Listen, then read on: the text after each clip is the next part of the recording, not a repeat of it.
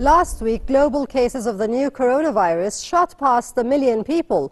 The dramatic rise in confirmed cases and deaths indicates that most of the world will remain shut down. This means that economic freefall is looming. And when a country is in financial jeopardy, poverty rises. Hello and welcome to the show. I'm Leila Faramarzi, and in this episode of The Outbreak, we'll be seeing how the pandemic is leading millions into poverty.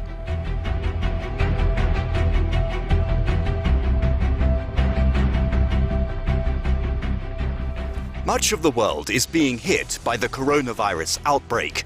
Millions are in lockdown and economies are paralyzed.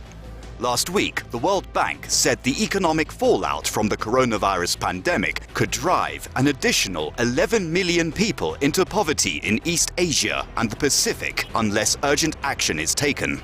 The Washington-based financial institution said in the worst-case scenario, the region could suffer its sharpest turndown in more than 2 decades, plunging much of Asia into a prolonged recession.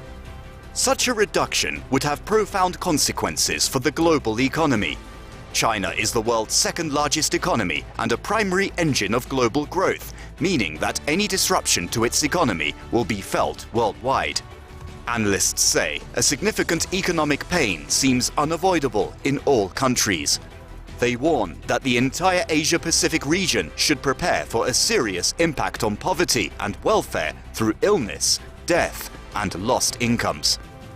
The World Bank has called on all countries in the East Asia and Pacific region and beyond to recognize the looming economic crisis.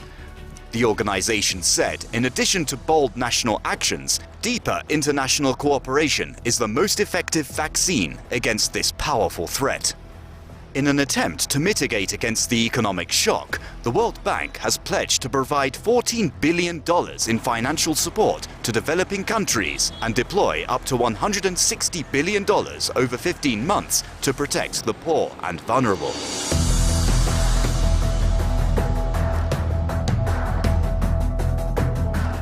Poverty in developing countries has far worse impacts. Nations that are already struggling with poverty, insecurity and weak health systems will suffer the most.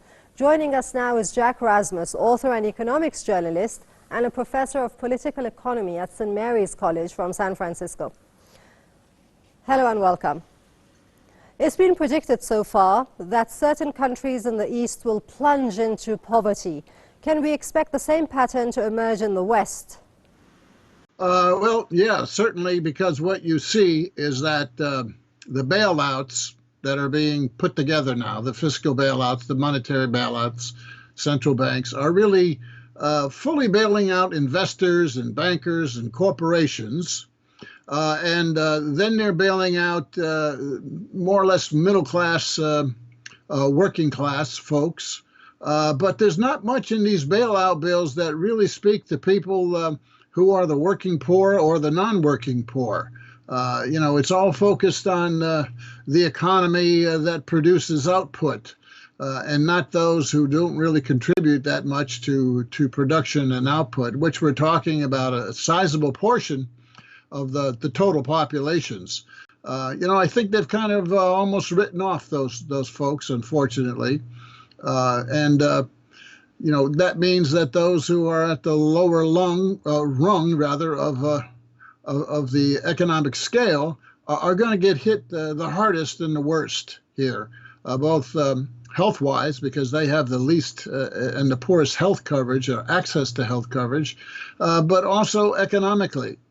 Thank you, Jack. Talk to you again later. Since the pandemic started, millions of people are in lockdown, and many of them have lost their jobs. Unemployment brings poverty, and poverty brings hunger and insecurity.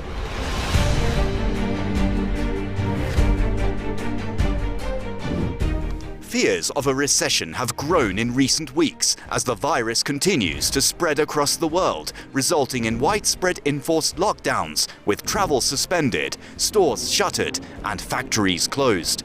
The crisis in Asia-Pacific is particularly acute because the region had already spent months dealing with the negative economic effects of the US-China trade war.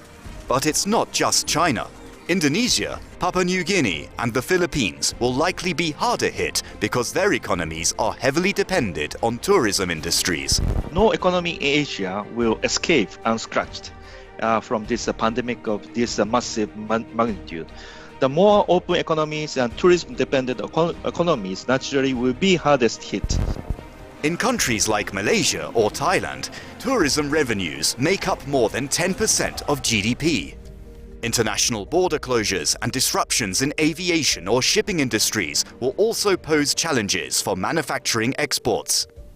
Many of these countries already had weak or developing economies, meaning the shock of the coronavirus outbreak could leave millions trapped in dire poverty, defined with an income of $5 a day or less.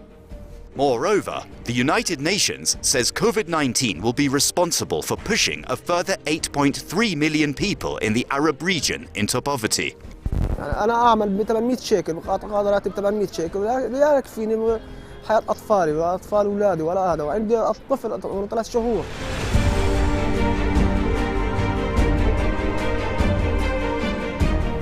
The United Nations Economic and Social Commission for Western Asia has released a report that says, because of a high dependence on food imports within the Arab world, a disruption in global medical supplies to deal with the pandemic will also have severe impact on food security there.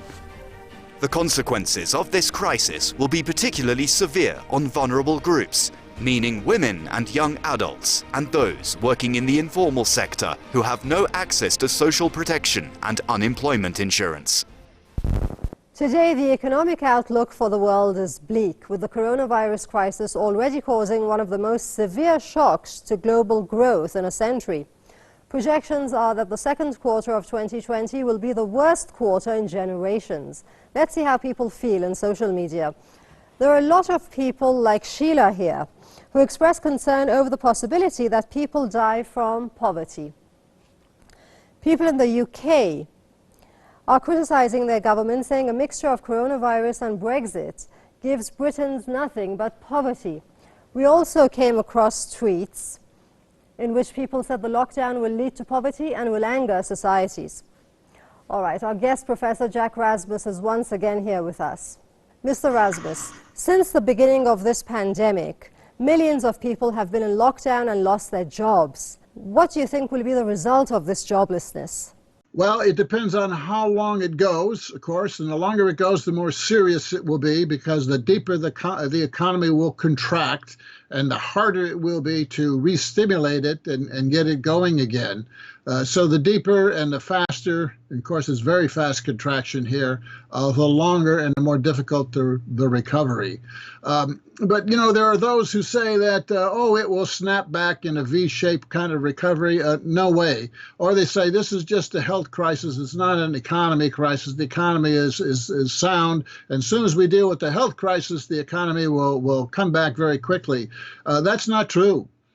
It's going to be a difficult, tenuous recovery here. The psychological effects on businesses, investors, and households and consumers is going to be severe. And all the money they're throwing at, the banks and investors, there's no guarantee they're going to do anything except use it and sit on it and use it to pay down existing debt. Not necessarily lend and stimulate the economy once again, and even households aren't necessarily going to spend once again the way they had. Thanks again, Professor. Now, we all know what poverty brings to a nation. Yes, a rise of inequality. There's this fear that if the inequality rises, the gap between rich and poor will get wider. More in this report.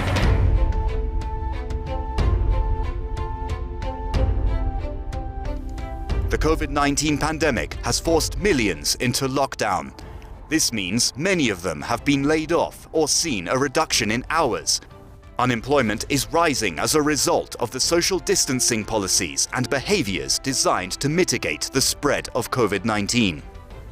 Although authorities in the affected countries promised financial aid to those who were forced to leave their jobs and stayed home, many people who have lost jobs or income did not initially qualify for benefits.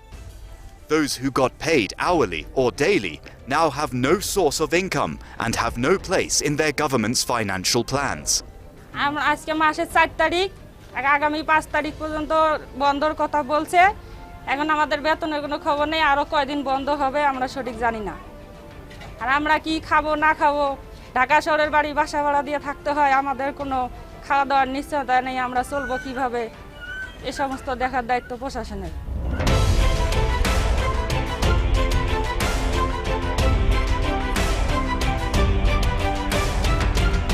When the rate of unemployment rises, poverty shows up. Analysts now fear that the mass unemployment can widen the gap between rich and poor. This will lead to an increase in economic inequality in a way never seen before. Economic inequality can leave families financially vulnerable, unable to weather small financial setbacks or begin to build wealth. It can put families in financial jeopardy when a crisis such as a job loss arises. Many countries like Germany have already warned that after the pandemic is over, a new wave of austerity measures will arrive. Austerity will plunge the poor into more poverty and can lead to the elimination of the middle class. To prevent such disasters, governments need to keep inequality in reasonable control. COVID-19 is a worldwide disaster. Many are struggling with it as a result of lack of action from their governments. The coronavirus is a deadly disease. It kills people, but so does poverty. Let's bring in our guest once more for the last time. Mr. Rasmus, good to have you back. Is there any way governments can prevent the looming recession, and is there any way to tackle the poverty which is the result of the upcoming recession? Well, they're going to have to spend an awful lot more on households and consumption. They don't want to do that. They want to bail out the banks and corporations that hope that they trickle down some of that extra money to the rest of society. That's the strategy. That's what was used after 2008-9. That's what they're going to do now. You know, it's not going to really work. They're going to have to spend, I've been writing and saying, they're going to have to spend 2-3 times more on bailing out households than they are now. You know, we've only spent about $500 billion on households here in the U.S. as part of this $2.3 trillion package. You know, I've been arguing they're going to have to spend $3-4 trillion if they really want to stimulate a recovery. But I don't think they're going to do that. Good talking to you, Professor Jack Rasmus. That's it for today. Don't forget to watch our next program. I've been Leila Faromanzi, and on behalf of the whole team here, thanks for watching. And look after yourselves and each other.